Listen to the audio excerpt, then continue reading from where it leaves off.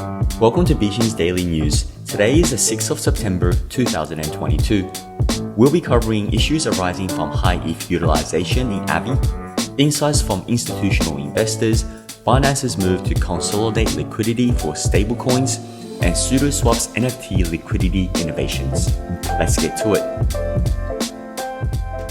On September the 5th, Huobi Research released a report titled Gold Mines in the Future, Insights from Interviews with 20 Institutional Investors. The following are the main points of the article.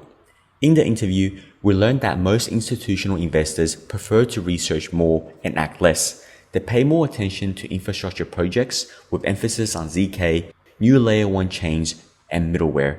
In terms of applications, DeFi, GameFi, and social ranked in the top 3.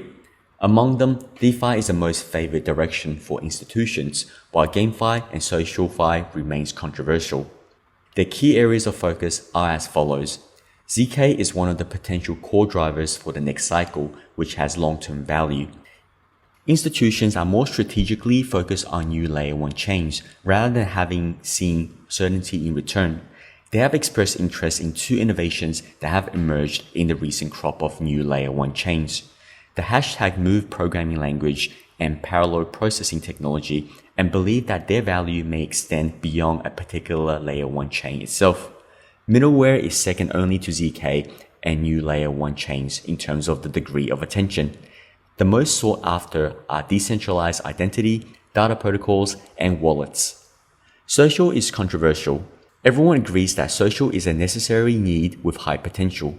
However, many organizations believe that existing SocialFi projects are still in the early stages of development, with unclear models and unsustainable paradigms. The controversy surrounding GameFi is prevalent. On the one hand, many institutions recognize that games can best attract incremental users. On the other hand, some institutions believe that current GameFi models are unsustainable. On September the 6th, kolwishful cynic tweeted his views on the fake news about USDC. He mainly shared the following points.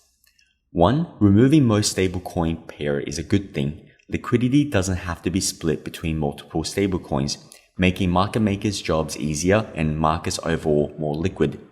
2. This is positive for USDC. Before this change, you would need to convert it to BUSD and USDT, then use it to trade margined perps. Now you can skip the conversion step both ways, at least for BUSD margined products. It's a better customer journey while keeping USDC useful. 3. The one stablecoin that is clearly not part of this is USDT. Perception-wise, it won't help customers who keep wondering what makes Tether so special that they need to bother with conversion. And in the long run, liquidity in non-USDT pairs will increase. Ultimately, until Tether improves their operational efficiency and redeem and minting costs, it will continue to lose ground. The former is very likely out of Tether's control. Silvergate and Signature are unlikely to serve Tether because US regulators hate it, and these 2 banks are where 24/7 USD fiat flows the most. As for the latter, any market maker can mint and redeem BUSD versus USDC within seconds. We don't need Binance for this. Now that little market making trick is available for everyone, FTX has been doing the same for ages, being ahead of the curve with that particular customer journey. To sum it up, it's not USDC delisting. It's another big step towards Tether losing ground to US native stablecoins. On September 4th, Reza Jaffrey published an article titled, Forget About DeFi Summer, NFT Autumn is Arriving on Decrypt. The following are the views in the article. Sudoswap launched in July. Its name is riff on Uniswap for reasons that will soon become apparent. And it's the first honest-to-God working decentralized NFT exchange with an on-chain automated market maker. In other words, Sudoswap is a protocol, and as such is meant to work in conjunction with other protocols. The liquidity it provides via its automatic market making can be accessed by other protocols, decentralized apps, and even marketplaces. By contrast, a massive NFT marketplace such as OpenSea is a closed ecosystem with a closed order book. Though the customers provide liquidity, the platform gets to take transaction fees. Removing the middleman, as always, is a big idea. Though others have tried to solve the NFT liquidity problem, Sudo, created by the pseudonymous team of StateLayer, OX Mons, OX Hamachi, and Board Genius, was the first to actually solve it. Platforms like OpenSea and LooksRare are marketplaces, but Sudoswap operates more like an exchange. Sudoswap is to NFT what Uniswap is for altcoins. The way I see it, Sudoswap is doing for the NFT space what Uniswap did for DeFi. Part of the reason why Uniswap was a big deal when it launched was because it took the fees usually kept by centralized exchanges and gave these fees to the liquidity providers, which removed the need for traditional market makers.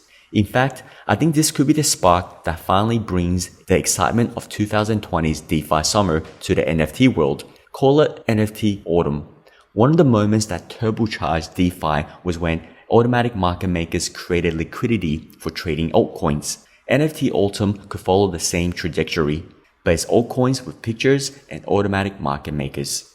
Liquidity is a crucial financial building block, a necessary element of any successful token, whether it's fungible or not. It's also a building block that was missing from the NFT ecosystem until Sudo's AMM launched.